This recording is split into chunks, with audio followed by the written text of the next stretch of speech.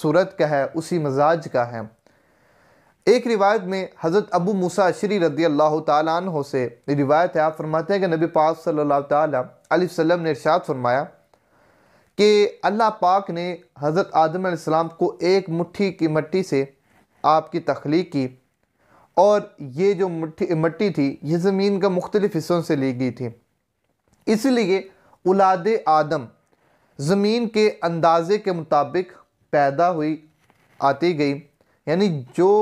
جس طرح زمین کا مزاج، اس کی رنگت اور اس کی خوبیاں مختلف تھی،